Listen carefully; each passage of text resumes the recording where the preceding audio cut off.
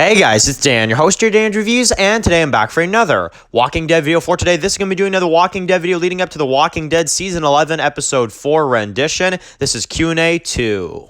Death, day after day.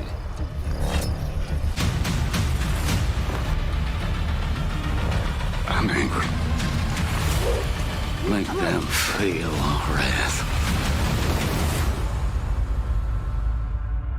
Okay guys, so it's going to be doing a review for today. This one's going to be doing another Walking Dead Q&A video for today. This one is going to be doing the second Q&A leading up to episode 4 of the Walking Dead Season 11, which is of course this Sunday on AMC+. So, very, very excited to get into this one. We got some more comments and questions after, the last couple days. However, I do want to say yesterday we posted a lot of videos yesterday. We had the Fear the Walking Dead Q&A, which is out on the channel right now for Season 7. We had the World Beyond Season 2 trailer review, as well as the Survival of the Fittest Season 4 finale review, and the Road Rats 102 review. So we had like 4 videos posted yesterday. Definitely go ahead and check all those out.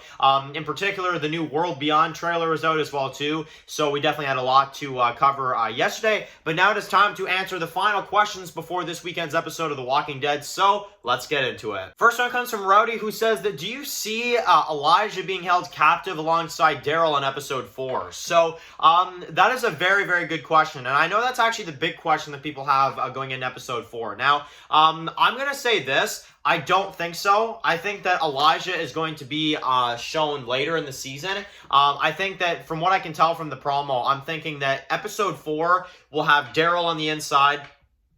We'll focus on Leah. We're going to focus on Pope and kind of the motives behind what he's doing. As well, Dog, I'm sure will probably be at least be in the opening scene or something like that. However, Elijah, I have a feeling, and this is my prediction right now, I think he's going to show up in episode 7.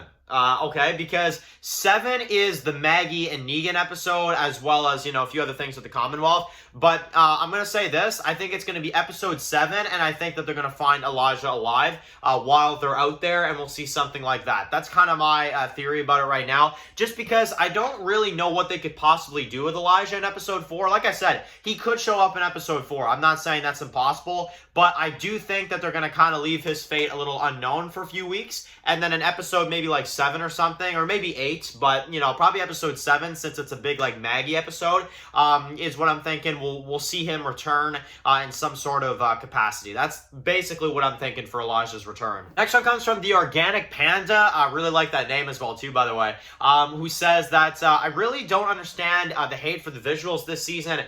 Personally, I love it. So yes, I agree. The visuals in season 11, I know some people have said, and I've kind of noticed this as well too, some people are not a fan of the new style, kind of the way they're filming this season. It's very different from the other seasons of Walking Dead. All I have to say to that is I love the way this season's being done. If anything, this is my favorite season, like I've said before, visually for The Walking Dead. Some of those shots you see in episode 3, like just the way they do them. I mean, hell, episode 1 with the blood drip going down, like, just some of the cinematic, I guess is the right word to use, stuff that they've been doing this season. It's very different for the show. It's very, like, just unique. And like I said, it's something that we've never seen before, because The Walking Dead, and you guys got to keep this in mind, Walking Dead's been on for 11 years. It's hard for them to come up with original looking stuff or original concepts or this and that. But they've managed still to make it look so darn different from what it looked like originally, which I could appreciate, because, like I said, it's the final season. You want to go out with a bang. You want to do something that just really catches the audience's attention. And not only has the story been fantastic this season with everything they've been doing with Maggie and Negan, with the Commonwealth, with the Reapers, with everything, but not only that, they've also managed to make it visually appealing as hell. And I'm going to use the word again,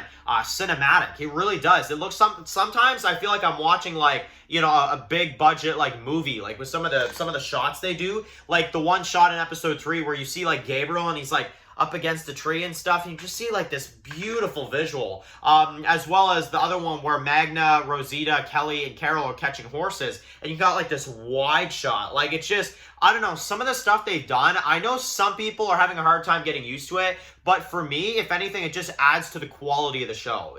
For me personally, it just adds to the quality and it adds to how good it is, if you ask me. And the last one is from Patrick, who says that I see people complaining about episode 4, how it's not going to be good because it's just a Daryl and Reapers focused episode. However, they think it's going to be a very good episode. And that's the best note to leave off these Q&A videos this week, because this is my honest opinion as well, too. I think it's going to be a good episode. I do. You know, like, I know some people say that they don't like the bottle episodes. I honestly am one of the biggest, like, you know, haters of bottle episodes sometimes, just because sometimes I feel like they really could remix it and show some other things. But for episode 4, I actually completely understand why they're doing it. You know, they want to focus an episode on Daryl, which every season has an episode like that, so that makes sense.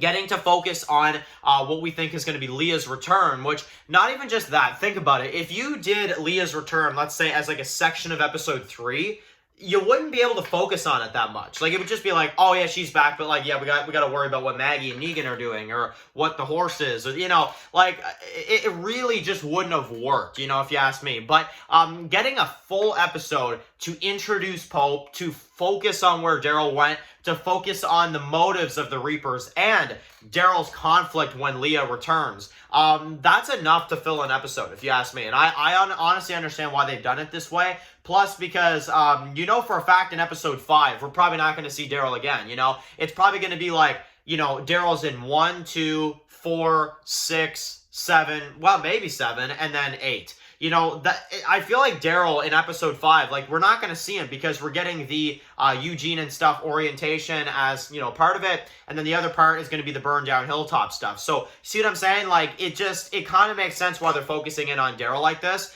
And I, for one, am very excited because it's going to be the first episode where we get to meet the leader of the Reapers through Daryl's perspective, which should definitely be very interesting. So definitely let me know in the comment section below, what are your final expectations before going into episode 4 of The Walking Dead Season 11. Definitely write your comments in the comment section below. And of course, guys, if you're new here, click the subscribe button so you don't miss my videos for The Walking Dead. Follow Dan's Walking Dead views, subscribe, guys. And of course, I'll see you guys really soon for another Walking Dead video. Enjoy the rest of your day, guys, and peace out. Anybody out there?